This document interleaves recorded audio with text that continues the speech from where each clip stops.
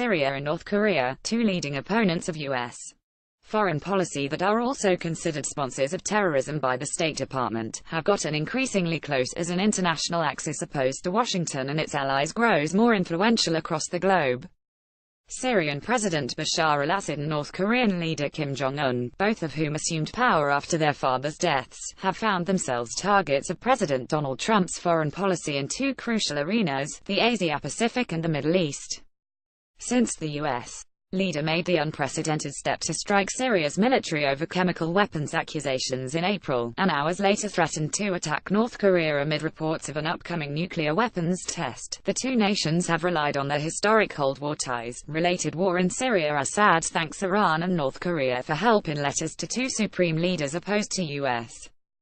Keep up with this story and more by subscribing now. A recent meeting between North Korea's Syrian ambassador, Jang Myong-ho, and Syrian Minister of Labor and Social Affairs Rima al-Qaduri showcased a rare instance of Pyongyang making public its involvement in the Middle East. Minister al-Qaduri said that the Syrian people highly appreciate the stances of DPRK's people in supporting Syria, mainly during the reconstruction stage, highlighting the importance of benefiting from the highly specialized expertise of the Korean side. The official Syrian Arab news agency reported Wednesday, using an acronym for North Korea's official title, the Democratic People's Republic of Korea. In turn, the ambassador expressed his country's readiness to contribute to the reconstruction of Syria with its expertise and companies specialized in data and construction, the state-run outlet added.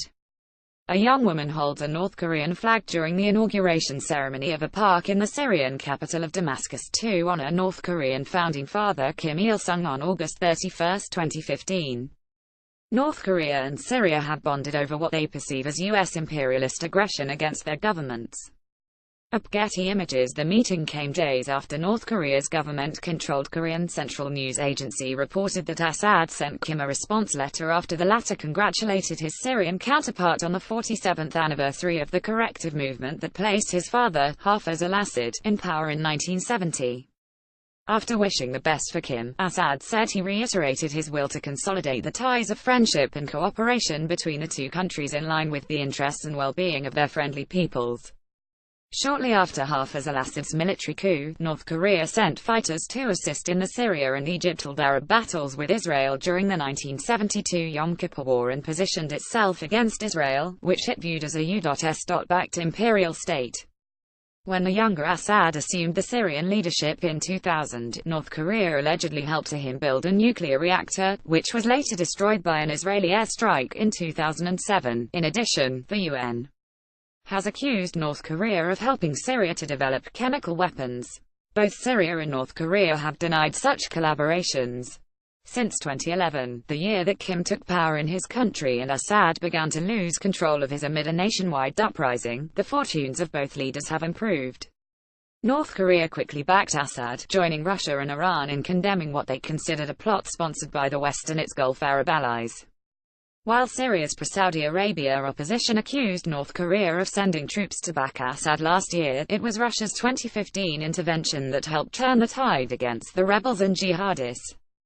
Earlier this month, Syria and its allies declared victory over one of the leading opponents, the Islamic State militant group ISIS, and Assad emerged as the most powerful faction in the lengthy conflict. This same year, North Korea successfully launched its first intercontinental ballistic missiles and conducted its sixth nuclear weapons test, a hydrogen bomb by far more powerful than all of its previously tested weapons combined. Experts have said that nuclear-armed North Korea's military advancements and a resurgent Syrian military backed by Russia and Iran present serious threats to Trump's plans for the Middle East. Syrian President Bashar al-Assad reviews the honor guard with North Korea's Kim Jong-nam, president of the Presidium of the Legislative Supreme People's Assembly, upon his arrival in Damascus on July 16, 2002. Syria and North Korea have boosted ties with Cuba, Iran and Russia, traditional foes of U.S. foreign policy. Syrian Arab news agency Reuters. North Korea's decade-old military alliance with the Assad regime is stoking fears inside the Trump administration that Kim Jong-un is not only profiting from Syria's six-year war, but also learning from it, ex-reporter Jay Solomon wrote earlier this month for the Washington Institute for Near East Policy, in a report cited Monday by CNBC. The institute is a pro-Israel think tank where Solomon has served as a visiting fellow since June. Russia's and Iran's victories in Syria have not only helped bolster a multinational axis of resistance that has shifted alliances in the strategic region, they have also intervened in the nuclear crisis between North Korea and the US. While Russia does not recognize North Korea's self-proclaimed right to develop nuclear weapons to deter a US invasion, Moscow has used its enhanced diplomatic clout to assert that US military action is not an option, despite Trump's threats to use it against Kim's regime. Trump has also alleged that North Korea is working with a fellow U.S. designated state sponsor of terrorism, Iran, to develop ballistic missile technology. Meanwhile, another major Cold War player is seeking to rekindle ties with forces aligned against the U.S. like Iran. Cuba was approached by the administration of President Barack Obama for historical talks that claimed several successes that have since been overturned by Trump. With little room for negotiation with the U.S., the communist island in Florida's backyard has sought to rekindle relations with Russia, according to German broadcaster Deutsche Welle, and has stood firmly behind Syria and North Korea. North Korean and Cuban officials met last week to strengthen ties. Both countries suffer from harsh U.S. economic sanctions intended to destabilize their respective governments.